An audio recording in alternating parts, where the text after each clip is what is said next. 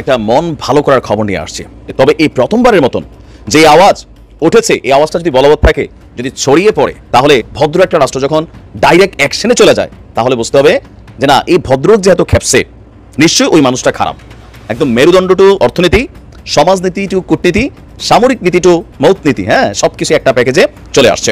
একটা সুখবর হচ্ছে, মৌলিক কিছু প্রশ্নে, আই রিপিট, সাময়িক নয় বা বাহ্যিক নয়, একেবারে ফান্ডামেন্টাল কিছু কোয়েশ্চেনে ডক্টর ইউনূস সরকার, আমিরে জামাত কিংবা জামাত ইসলামী এবং শিক্ষার্থীদের প্ল্যাটফর্ম বৈষম্যবিরোধী ছাত্র নাগরিক কমিটি, এরা এক মেরুতে, বিএনপি আওয়ামী লীগ অন্য মেরুতে। ভারতীয় সীমান্তে একটি ঘটনা ঘটেছে। বাংলাদেশের বিজিবি বাধা দিয়েছে এবং সেই বাধা পরিমাণটা এত ছিল যে বিএসএফ কাজ বন্ধ করেছে। এটা নজিরবিহীন। তার মানে বুক দেখাতে হবে। সেই বুক দেখানোর কাজটা আজকে কিন্তু করলো বিজিবি। ফেসবুক আইডি গুলা হ্যাকারদের হাতে চলে গেছে। বাংলাদেশের অন্তর্বর্তীকালীন সরকারের সকল ব্যক্তিদের ফেসবুক আইডি গুলা হ্যাকারদের হাতে কেন গিয়েছে, আর হ্যাকাররা কেনই বা হ্যাক করেছে, সেই কথা সরাসরি হ্যাকারদের মুখ থেকে আপনাদের সামনে এখন তুলে ধরবো এমন ভাষায়, মানে আমি আর কোন সেনাপ্রধানকে লাস্ট কয়েক টার্মে যারা ছিলেন কথা বলতে দেখিনি। মানে একদম কলিজা ভরে গেছে, মনে হচ্ছে ইয়েস, এইরকমই বলা উচিত। কারণ ডক্টর ইউনূসের কাছে কি করে ভারত আবারও মার খাচ্ছে? আমাদের রাজনীতিবিদরা কি আবারও একই ভুল করছে, যাতে করে 111 ভারতীয় সীমান্তে একটি ঘটনা ঘটেছে। সেখানে বিজিবির তীব্র বাধার মুখে বেড়া নির্মাণ বন্ধ করলো বিএসএফ। দর্শক, আমি জানি না সাম্প্রতিক সময়ে আর কোনো ঘটনা ঘটেছে কিনা, বহু বছর যে বিএসএফ একটি কাজ করছে, সীমান্তে কাঁটাতারের বেড়া দিচ্ছে, সেখানে বাংলাদেশের বিজিবি বাধা দিয়েছে এবং সেই বাধা পরিমাণটা এত ছিল যে বিএসএফ কাজ বন্ধ করেছে। এটা নজিরবিহীন।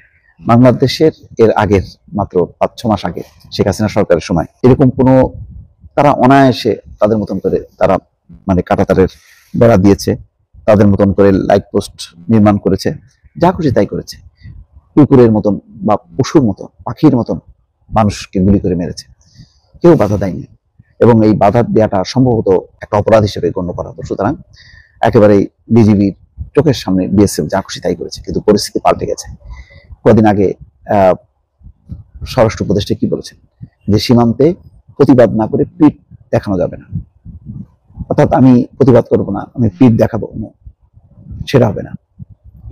তার মানে বুক দেখাতে হবে। সেই বুক দেখানোর কাজটা আজকে কিন্তু করলো বিজিবি। কি কাজ করছে? লালমনিরহাটের পাটগ্রাম সীমান্তের নো ম্যানস ল্যান্ডে ভারতীয় সীমান্তরক্ষী বাহিনী কাঁটাতারের বেড়া ও লাইট পোস্ট নির্মাণ করতে গেলে বাধা দেয় বিজিবি। পরে তীব্র বাধার মুখে কাজ বন্ধ করতে বাধ্য হয় বিএসএফ।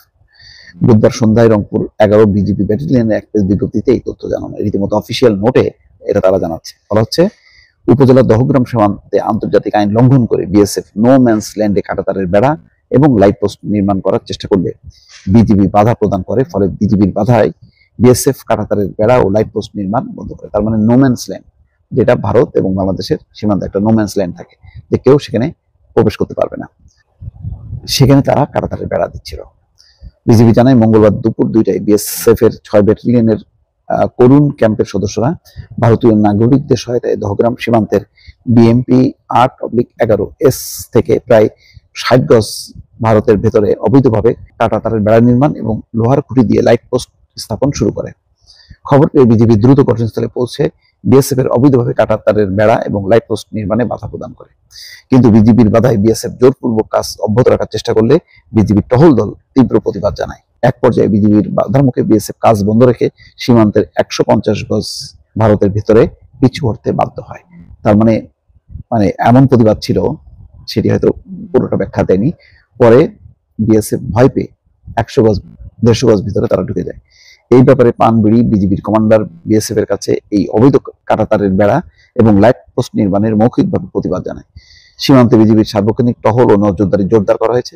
এ বিষয়ে কোম্পানি কমান্ডার পর্যায়ে পতাকা বৈঠক আহ্বান করা হয়েছে এবং ব্যাটালিয়ন কমান্ডার পর্যায়ে বিএসএফ এর নিকট প্রতিবাদ লিপি পাঠানো প্রক্রিয়াধীন। লেফটেন্যান্ট কর্নেল সেলিম আলদিন বলেছেন, রংপুর 11 বিজিবির ব্যাটালিয়ন কমান্ডার, তিনি বলছেন, বিএসএফ কোনো প্রকার আন্তর্জাতিক সীমান্ত আইন লঙ্ঘন করলে বিজিবি তার উপযুক্ত জবাব দেবে। এটা বিজিবির ডিজি পর্যায়ে নির্দেশ। এই বিষয়ে বিএসএফ এর যে কোনো অপতৎপরতা রুখে দিতে নির্দেশনা দেওয়া হয়েছে দহগ্রাম বিজিবিকে। সাব্বাস, এটাই দরকার। মাথা উঁচু করে সম্মানের সঙ্গে সম্পর্ক করতে হবে এবং কোনো অন্যায় মানা যাবে না। বিগত 15 বছরে যা খুশি তাই করেছে ভারতীয় বিএসএফ। এখন পরিস্থিতি পাল্টেছে, এটা ভারতের সীমান্তরক্ষী বাহিনীকে একেবারে মানসিকভাবে এটা মেনে নিতে হবে, মেনে নিয়ে সমমর্যাদার সাথে সম্পর্ক স্থাপন করতে হবে। এটাই হচ্ছে বার্তা, এটাই হচ্ছে বাংলাদেশের এখন পররাষ্ট্রনীতি, সীমান্ত নীতি। দর্শক, যে কোনো একটা দেশের ব্যাকবোন হচ্ছে দুইটা জিনিস, প্রথমত অর্থনীতি, দ্বিতীয়ত হচ্ছে তাদের সেনাবাহিনীর সক্ষমতা। এর বাইরে জনসংখ্যা, আরও অনেক কিছু এখানে কানেক্টেড আছে। তো আমাদের বাংলাদেশের সেনাবাহিনী দীর্ঘদিন যাবৎ তারা দেশমাতৃকাকে সার্ভিস দিয়ে আসছে, কিন্তু কোথাও না কোথাও প্রতিবেশী রাষ্ট্রগুলোর সাথে এমন ভাষায় মানে আমি আর কোনো সেনাপ্রধানকে লাস্ট কয়েক টার্মে যারা ছিলেন কথা বলতে দেখিনি, মানে একদম কলিজা ভরে গেছে, মনে হচ্ছে ইয়েস এইরকমই বলা উচিত, কারণ তিনি সেনাবাহিনীকে লিড করছেন আমাদের সেনাপ্রধান the Bluetooth man general Wakeruzzaman. আজকে যে বার্তা দিছে ভাই মানে পরেরটা পরে দেখা যাবে, বার্তা দিছে তো এই কথাটা বলার জন্য মিনিমাম লেভেলে হিম্মত থাকতে হবে। যাই হোক, আমরা দেখছি যে হঠাৎ করে সেনাপ্রধানের এই বক্তব্য কেন ভাইরাল, তিনি কি এমন বলেছিলেন ভারতের ইস্যুতে, খুবই সুচিন্তিত এমনকি গঠনমূলক কথা বলেছেন। তিনি বলছেন ভারতের সঙ্গে দেওয়া নেওয়ার সম্পর্ক হতে হবে কিসের ভিত্তিতে? ন্যায্যতার ভিত্তিতে, যেটা আমরা বরাবরই দাবি করে আসছিলাম। আর এর আগে কোনো সেনাপ্রধান সর্বশেষ কবে ভারতের মানে এই আগ্রাসনের বিরুদ্ধে এইভাবে স্পষ্ট কথা বলেছেন আমি অন্তত গত 6 বছরে কোনো নিউজ করার জন্য এমন টপিক পাইনি। প্রথম আলোকিত এক সাক্ষাৎকারে আমাদের সেনাপ্রধান বলছে যে ভারত আমাদের গুরুত্বপূর্ণ প্রতিবেশী, আমরা অনেক দিক থেকেই ভারতের উপর নির্ভরশীল, আবার ভারতও আমাদের কাছ থেকে সুবিধা নিচ্ছে। আনুষ্ঠানিক আর অনানুষ্ঠানিক মিলিয়ে ওদের প্রচুর মানুষ বাংলাদেশে কাজ করছে, এদেশ থেকে অনেক মানুষ চিকিৎসার জন্য ভারতে যায়, আমরা তাদের কাছ থেকে অনেক পণ্য কিনছি। কাজেই বাংলাদেশের স্থিতিশীলতার ব্যাপারে ভারতের বিরাট স্বার্থ আছে। এটা একটা দেওয়া নেওয়ার সম্পর্ক, তবে এই সম্পর্কটা হতে হবে ন্যায্যতার ভিত্তিতে। যে কোনো দেশ সবসময় অন্য দেশ থেকে সুবিধা পেতে চাইবে, এটা দোষ না। আমি যদি আদায় করে নিতে না পারি, দোষ তো আমারও। এই বিষয়গুলো দেখতে হবে। আমাদের ন্যায্যতার ভিত্তিতে সুসম্পর্ক বজায় রেখে চলতে হবে। জনগণ যেন কোনোভাবেই মনে না করে ভারত বাংলাদেশের উপর কর্তৃত্ব করছে বা এমন কিছু করছে যা আমাদের স্বার্থের পরিপন্থী, কোনোভাবেই মানুষ যেন এটা না ভাবে। এখন এখানে তিনার যে কথাগুলোর মধ্যে আমি খুবই গুরুত্বপূর্ণ যে কয়েকটা অংশ আপনি যদি দেখেন, যে ভারত এবং বাংলাদেশের মধ্যে পারস্পরিক যে সম্পর্কের বিষয়গুলো, এগুলো কিন্তু আমরাও স্বীকার করতে পারি না। বাংলাদেশের স্থিতিশীলতার জন্য ভারতের যেমন সহযোগিতা দরকার, আবার ভারতের স্থিতিশীলতার জন্য বাংলাদেশের সহযোগিতা দরকার। দুই দেশই একে অন্যের উপর ডিপেন্ডেবল। তো আমাদের সেনাপ্রধানের যে বক্তব্যটা ন্যায্যতার ভিত্তিতে, আর পৃথিবীর প্রত্যেকটা দেশই চাইবে সুবিধা নিতে, তিনার এই কথাগুলো কিন্তু যথেষ্ট গুরুত্বপূর্ণ, অর্থবহ। এখন আমার স্বার্থটা যদি আমি নিজে জলাঞ্জলি দিয়ে দেই, তো অন্য দেশ তো নিবেই, এটা তাদের দোষ না। এটা যে কোনো রাষ্ট্রই তাদের রাষ্ট্রের স্বার্থে অন্য দেশ থেকে টেকনিক্যালি চাপ দিয়া পারুক, মিষ্টি কথায় পারুক, আদর করে পারুক, সোহাগ করে পারুক, জাদু মনু সোনা ডাইকা পারুক, যতটুকু স্বার্থ তার আদায় করা দরকার এটা সে যেভাবে আদায় করুক, এটা সে করতে পারে। এখন দোষ হচ্ছে আমি কেন দিচ্ছি, আমি যদি না দিই, আমি যদি নিজের অধিকারটা বুঝে না নিতে পারি, তাহলে তো ভাই যারা নিচ্ছে তাদের দোষ না। এখন এতদিন পর্যন্ত এটা কেন দোষ ছিল যে আমাদের রাজনৈতিক সরকারগুলো জনগণের উপর আস্থা না করে প্রতিবেশী রাষ্ট্র, বিদেশি শক্তি তাদের উপর কিন্তু আস্থাশীল, এটা বাস্তব। বিএনপি গত 17 বছর কেন আসলে তারা পারেনি শেখ হাসিনার সরকারের পতন করাইতে বা মাঠে নাইমা প্রটেস্ট করতে? একটাই কারণ, জনগণের উপর তাদের যে ভরসার জায়গাটা হালকা ছিল, তারা চলে গেছিল আমেরিকার কাছে, আরও বিভিন্ন জায়গায় কন্টিনিউ এই কাজগুলো করেছে। কিন্তু ছাত্রদের ইস্যুটার পর আবার মানুষের মধ্যে একটা ফ্যাক্ট ক্রিয়েট হয়েছে যে না, বিদেশি কোনো শক্তি টক্তি আসলে দেশকে কন্ট্রোল করে না, কোথাও না কোথাও দেশের জনগণ। সো এই জনগণের উপর আস্থা থাকতে হবে, সরকারকে জনগণের পালস বুঝতে হবে। আর জনগণ যদি কোনো দেশের সরকারকে সাপোর্ট করে, সেই সরকার অবশ্যই অনেক শক্তিশালী হয়, যে কোনো দেশের সাথে ন্যায্যতা এবং সমতার ভিত্তিতে নিজেদের অধিকারগুলো আদায় করার ক্যাপাবিলিটি রাখে। তবে এমনভাবে কোনো সেনাপ্রধান কিন্তু এই বিষয়গুলো আর বলেনি। ভারতের বিভিন্ন ধরনের হুমকি ধামকির এগেনস্টে তিনি কিন্তু সুন্দর ভাষায় যেটা বোঝানোর সেটা বুঝাই দিয়ে গেছেন। ভয়ঙ্কর সংবাদ, ফেসবুক আইডি গুলা হ্যাকারদের হাতে চলে গিয়েছে। বাংলাদেশের অন্তর্বর্তীকালীন সরকারের সকল ব্যক্তিদের ফেসবুক আইডি গুলা হ্যাকারদের হাতে কেন গিয়েছে, আর হ্যাকাররা কেনই বা হ্যাক করেছে, সেই কথা সরাসরি হ্যাকারদের মুখ থেকে আপনাদের সামনে এখন তুলে ধরার আগে আপনাদেরকে যেই কথাটা বলতে চাচ্ছি সেটা হলো, উপদেষ্টা ফারুকীকে কেন উপদেষ্টা থেকে বাদ দেওয়া হলো না, সেই ক্ষোভে তারা হ্যাক করছে বর্তমান অন্তর্বর্তীকালীন সরকারের উপদেষ্টাদের এবং বৈষম্য বিরোধী ছাত্র আন্দোলনের নেতৃত্ববৃন্দের। এখন এই মুহূর্তে কথা হলো, এই হ্যাকাররা ছিলেন জুলাই আগস্টের গণযুদ্ধের আমাদের সহযোদ্ধা। তারা আমাদের সাথে যুদ্ধ করেছেন, দেশটাকে স্বাধীন করেছেন। স্বাধীন হওয়ার পরে কেন ভারতীয় দালাল আর হাসিনার পেতার তারা থাকবে আমাদের অন্তর্বর্তীকালীন সরকারের ভিতরে?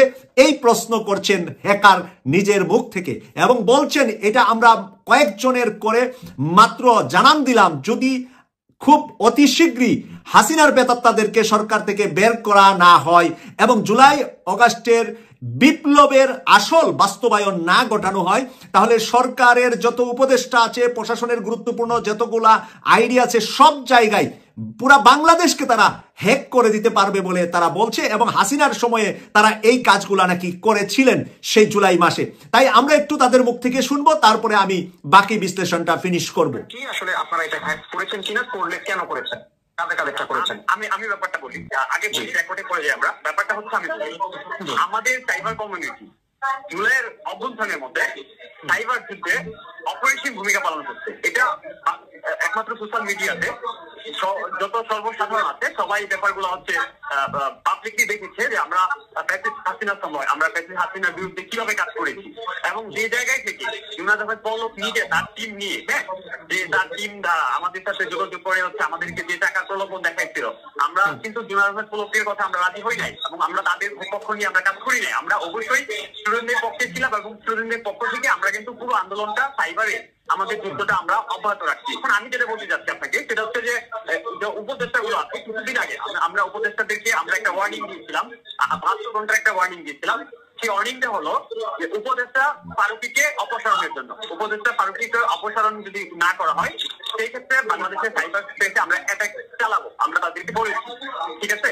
এবং তারা কিন্তু সেই জায়গা থেকে তারা সরে আসে নাই, হ্যাঁ, তারা এই জায়গায় এখনো বহাল আছে। যার প্রেক্ষিতে আমরা বাংলাদেশের গুরুত্বপূর্ণ কিছু সরকারি ওয়েবসাইটে আমরা আমাদের কন্ট্রোলে নিই, এবং কন্ট্রোলে নিয়ে ওইখানে আমরা ডিটেলসে কিন্তু লিখে দিচ্ছি হোম পেজে যে ফারুকীকে আমরা অপসারণ করতে চাচ্ছি, আমরা চাই ফারুকীকে অপসারণ করা হোক। বিতর্কিত একটা পার্সন, যেহেতু ফারুকীকে অপসারণ যদি না করা হয় সাইবার স্পেসে আমরা আবার অ্যাটাকিং চালাবো। সেই অ্যাটাকিংটা আমরা প্র্যাকটিস হাসিনার সময় চালিয়েছি। উপদেষ্টাদের প্রতি আমাদের কোনো ক্ষোভ নেই, আমাদের একটাই কথা, সেটা হচ্ছে যে এই জুলাই আন্দোলন যেসব সাইবার যোদ্ধারা, যেসব বাংলাদেশের যেসব সাইবার টিম, যেসব বাংলাদেশের স্প্যামিং বা ইথিক্যাল হ্যাকিং টিম গুলো সাইবার যুদ্ধে অংশগ্রহণ করেছে, তারা কেন আজকে আলোচনায় কথাই নেই, এবং তাদের কেন এটা বলা হয়নি যে এই যুদ্ধের মধ্যে সাইবার কমিউনিটি প্লাস সাইবার যোদ্ধা যারা আছে তাদেরও ভূমিকা আছে, তারা কখনোই এটা স্বীকার করেনি।